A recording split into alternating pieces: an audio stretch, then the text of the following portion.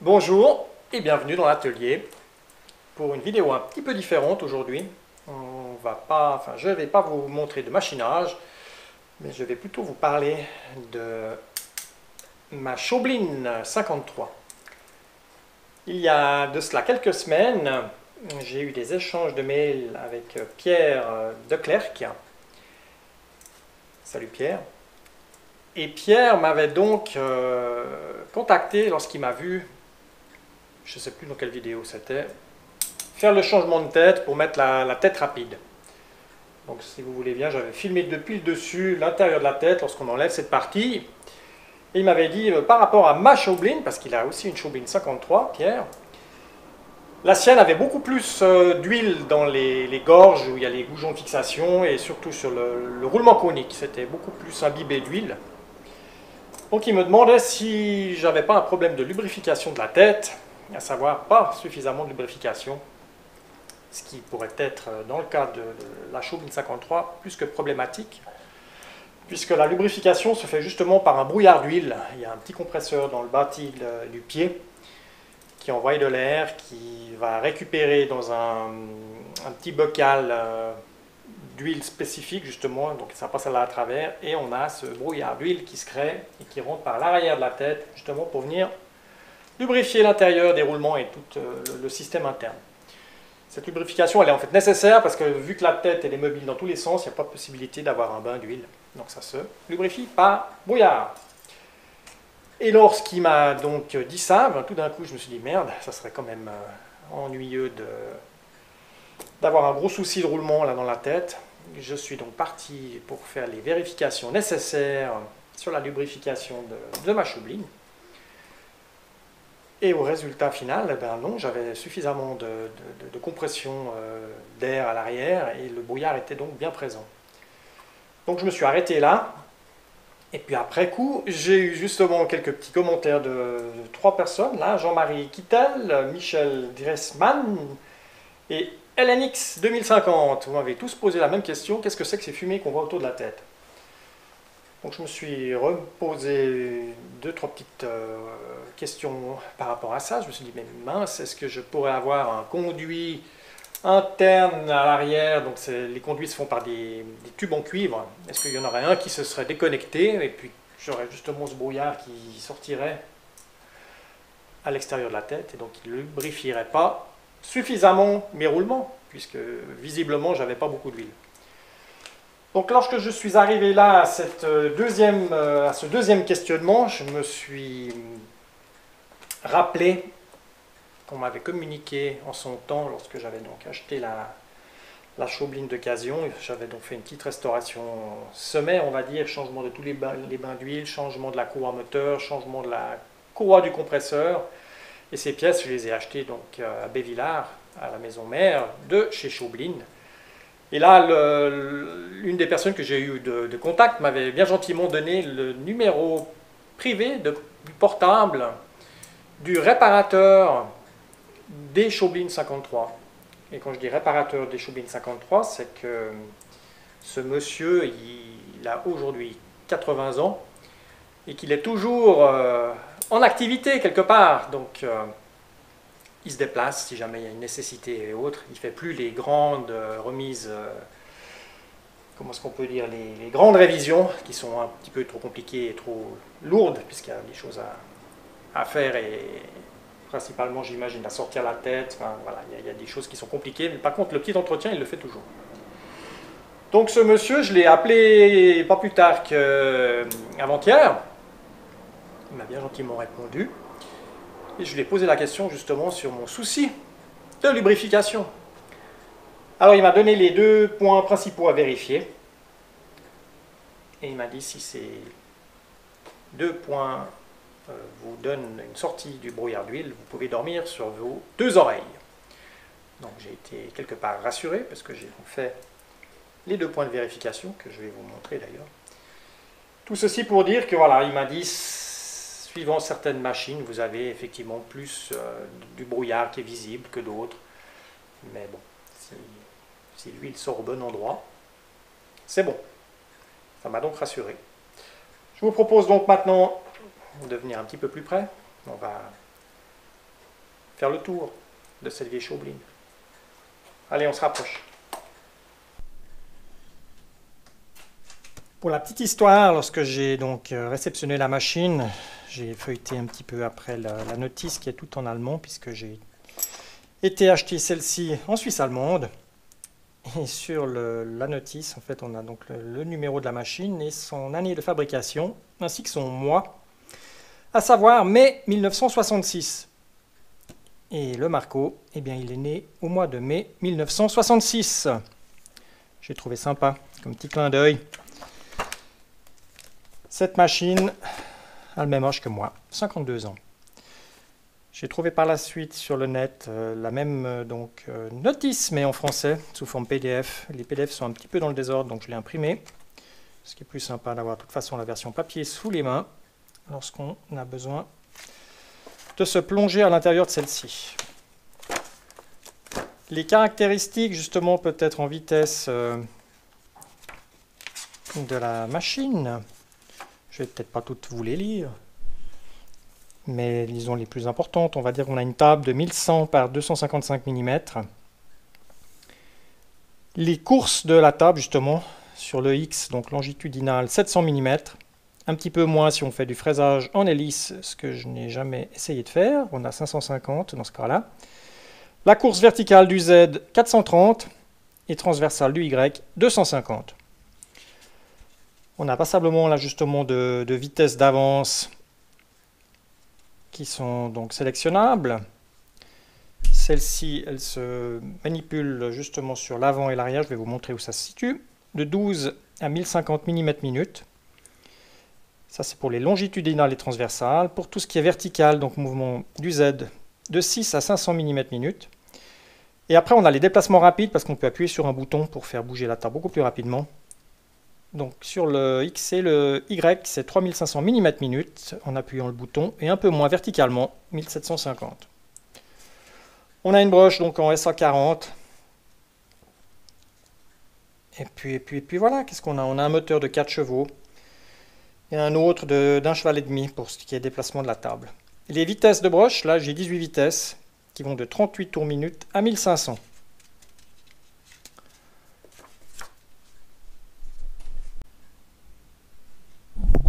Sur la partie droite de la fraiseuse, on a donc le tableau électrique et les deux boutons de commande principaux qui permettent de mettre en tension la machine, voici, ainsi que le démarrage de la rotation de la broche. On a les positions dans le sens d'utilisation habituelle. Si on va un cran plus loin, on a la mise en route de la pompe, ce que je fais jamais puisque j'ai pas remis d'eau dans le bac. Et de l'autre côté, on inverse le sens de rotation. Alors c'est sûr que quand on fait par exemple du taraudage, même avec la tête rapide, comme vous m'avez vu faire, lorsque je veux changer de sens de rotation, il faut vraiment attendre que le moteur s'arrête, donc c'est pas très rapide, mais utilisable. Puisque je suis sur le côté droite, je vais vous montrer le levier qui permet de sélectionner les vitesses de broche, donc de 38 à 1510. Donc celles-ci, elles ne doivent s'actionner que lorsque la broche est arrêtée. Je peux mettre le moteur en marche, mais tant que je n'ai pas actionné l'embrayage, voilà, là je peux changer les vitesses. Mais je ne peux pas le faire si la broche tourne.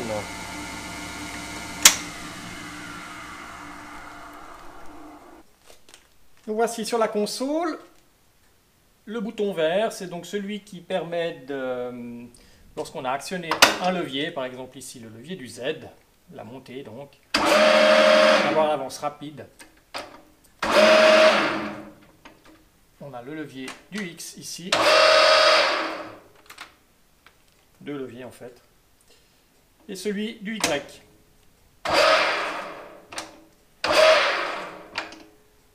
Donc là, on a la poignée manuelle. Pour le Y, celle du Z. Et ici, celle de la table du X. Un petit bouton poussoir qui permet justement de lubrifier tout ce qui est coulisses. Donc de temps en temps, on y donne un petit coup. Qu'est-ce qu'on a d'autre? Ben, là, les regards d'huile, les différents regards. Là, on a le blocage de la table, si on veut bloquer le X. Même chose de côté. Le blocage ici du Y. Et devant, le blocage du Z. Ça, ce sont donc voilà, le poste de travail principal. C'est assez bien conçu. Le seul petit truc que je trouve des fois difficile, c'est l'accès de la commande du X. C'est vrai que des fois, quand on est sur un truc et qu'on est précis, et puis que la table elle est dans l'autre extrémité, il faut avoir le bras bien long. Hein. C'est l'avantage aussi, évidemment, d'avoir une grande table, ce qui est bien pratique. On continue. Côté gauche. À gauche, on a ici la roue qui permet donc d'actionner la tête. Alors, on a ici son blocage dans le sens, dans les deux sens en fait, ça la bloque. Là, on a l'indexation de la rotation, puisqu'on peut donc la faire tourner sur 360 degrés. Donc là, on sort le petit ergot. Et ici, je peux faire tourner la tête sur 360 degrés. Tous les 15 degrés, on peut donc la bloquer. Voilà, là, je suis à 90. Et en sortant la partie centrale de la roue, on peut rentrer ou sortir la tête. Donc ça, c'est vraiment c'est super, enfin, voilà, c'est génial. Par rapport à la petite décale là, que j'ai au travail, c'est vraiment le fait de pouvoir orienter cette tête dans tous les sens, ça solutionne vraiment souvent des petits problèmes de machinage qu'on pourrait trouver hein, ou avoir. C'est super sympa. Voilà, là le blocage. Ici on a le portillon latéral d'accès.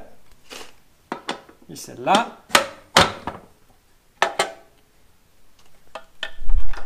Que l'on a la partie un petit peu de lubrification.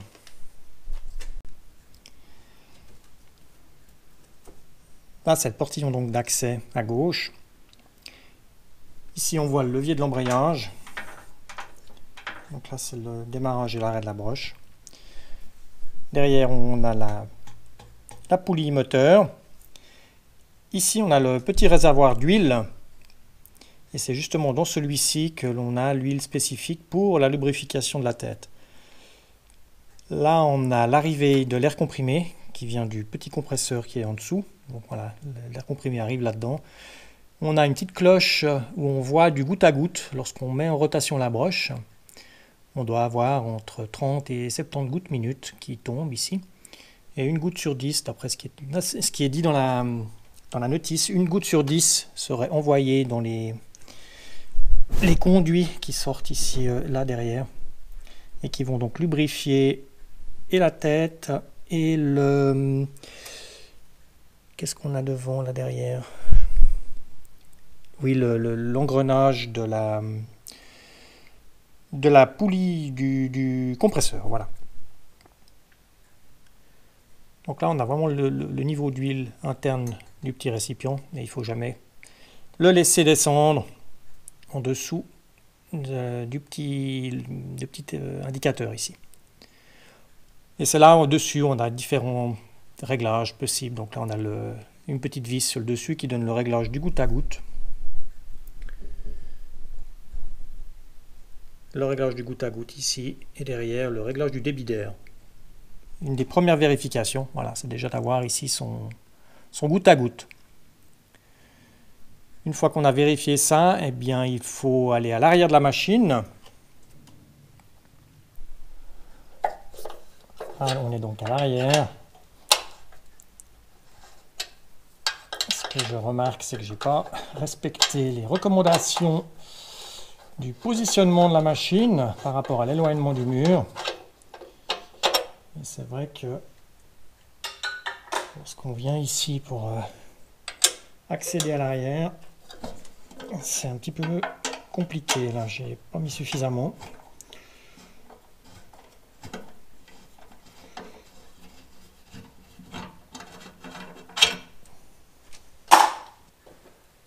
placer comme ça. C'est pas trop tard pour la déplacer non plus, mais comme elle fait 1 tonne 8, j'ai un transpalette. Il faut presque être 2, disons, pour faire ceci. Alors pour l'instant, c'est pas tous les jours non plus que je vais à l'arrière.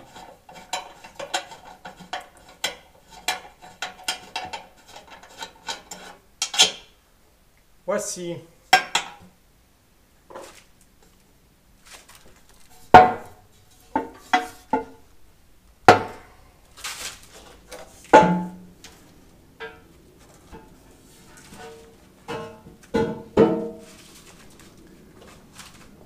Donc là, on voit l'arrière de la tête, et c'est là-dedans qu'on va avoir toute la pignonnerie pour les vitesses de celle-ci. Ici, on a le tuyau en cuivre qui arrive avec l'air comprimé, qui rentre là-dedans et qui va amener son brouillard justement sur l'avant de la tête. Là encore, on a un petit regard qui est assez important lui aussi, c'est parce qu'on a un goutte à goutte encore une fois là-dedans. C'est qu'on a une remontée d'huile qui se fait interne. Et celle-ci, elle doit goûter là. C'est ce qui va nous indiquer qu'effectivement, elle va aller goûter à l'intérieur sur toute la cascade de pignon. Donc il faut bien aussi contrôler de temps à autre qu'on a toujours ici son goutte à goutte sur le haut. Ce qui nous garantit que la pompe fonctionne bien. Autrement, il faut la démonter dessous pour aller nettoyer son filtre et autres pour que voilà, ça fonctionne. Alors une des vérifications pour justement le fonctionnement du brouillard d'huile, pas celle que le réparateur m'a communiquée, mais celle qui est dans la notice, on peut simplement ici déboîter le tuyau, mettre en route la broche, et on doit là aussi sentir déjà l'air qui sort du tuyau et voir le brouillard. Donc ça c'était ok. Je vais en profiter puisqu'on est derrière de vous montrer le moteur et l'intérieur. On est là. Allez, je fais le tour. Là, on a le moteur électrique de 4 chevaux.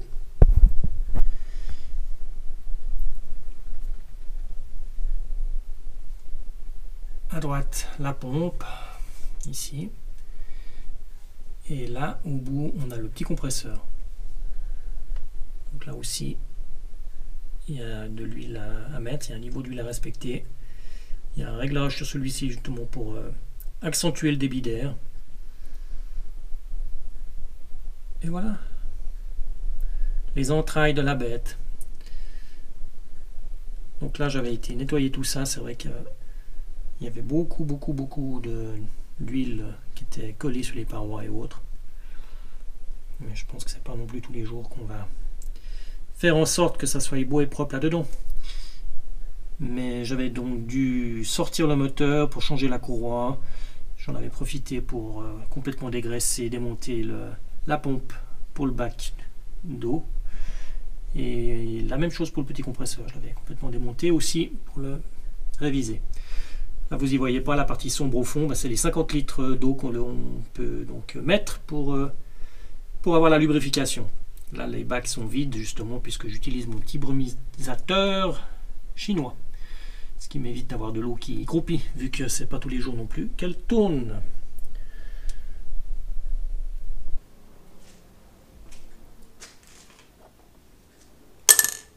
On arrive gentiment à la fin de cette petite promenade autour de la Chaubline. Je vous montre ici juste une des deux possibilités de vérifier le brouillard d'huile. Donc, il m'a expliqué qu'en sortant des tubes ici, si on voit le brouillard sortir, on est bon. Idem, lorsque la partie ici de la tête est démontée, on doit voir le brouillard sortir. Il y a un petit conduit au milieu là. Ce qui est le cas aussi. Donc d'après lui, si brouillard d'huile il y a à ces deux endroits, on est tout bon. Maintenant je vous le montre peut-être.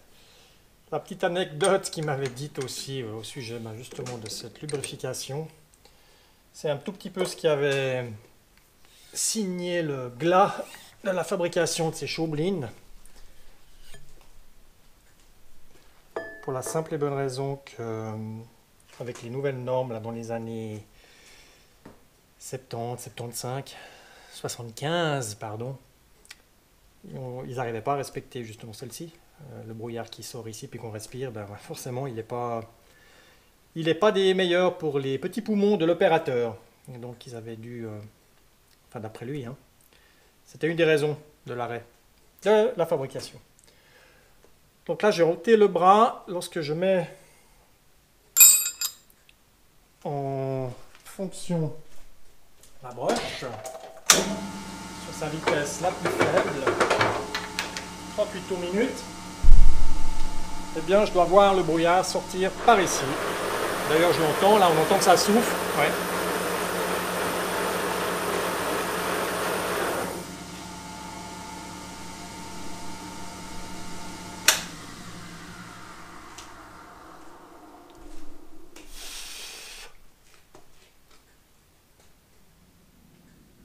Voilà. Donc pour l'instant, je suis rassuré. Je pense que la bonne vieille Chaubeline va encore me faire un bon et long service.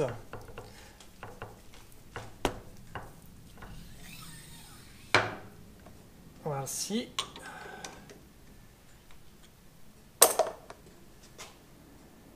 Qui est fait. Donc voilà, c'était l'opportunité de vous montrer un tout petit peu cette machine, surtout qu'il y en avait certains d'entre vous qui m'avaient fait une demande en ce sens. J'espère que cela vous a intéressé.